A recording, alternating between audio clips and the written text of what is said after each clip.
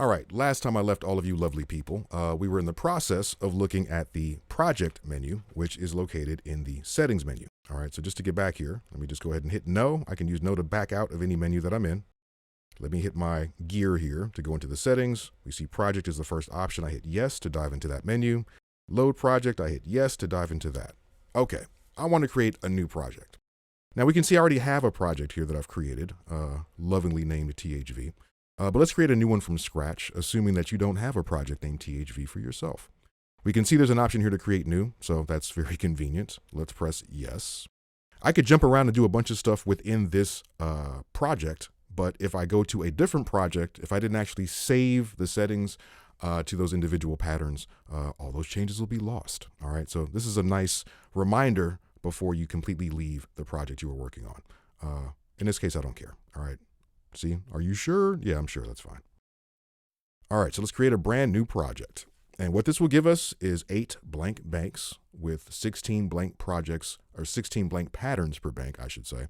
And this is great. I've got a completely blank slate to work with. So let me back out of this. All right, so again, we're in bank A, pattern 1, and there's nothing going on. I press play, it's blank. Okay, cool.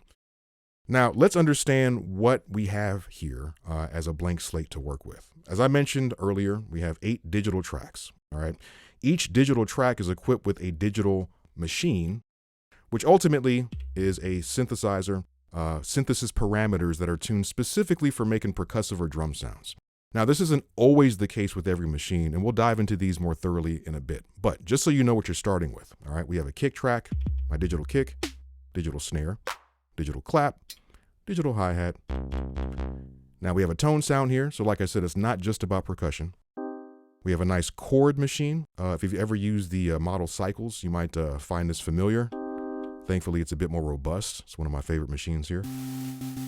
We have this little bits, kind of lo-fi, sort of more 8-bit, bit-reduced, sample-reduced synthesizer engine. And then a nice little percussive thing, which can be anything from bells and metallic stuff. You can get kind of crazy with this. All right, so those are our digital tracks, but those aren't the only digital machines. All right, those are just the default settings. We also have our 4 analog tracks, which by default, we have an analog kick, an analog snare, an analog dual VCO, which is awesome. And this, which is really cool, this is specifically for analog cymbals, all right? And there's a wide variety here, some really nice timbres that you can get. In addition to that, up to this point, I haven't mentioned the fact that we have these 4. These are not tracks, okay? These are actually what are called mod triggers. And these will allow you to basically modify how the particular track, whatever track is selected, is being triggered. All right, we have the ability to retrig. We can see this says retrig. So let me select. Okay, this will retrigger it at different values. If I choose velocity, let me hold function and select that. Okay, we can trigger at different velocity levels. And then we have 2 blank mod trigs here that can be assigned to different parameters. And again, we'll dive into that a little bit later. So this is my blank slate. And from here, I can begin to create some magic. So instead of making sounds from scratch, we're going to check out the sound browser to get a good idea of what sort of sounds are available to us. Might give us some inspiration and a quicker starting point.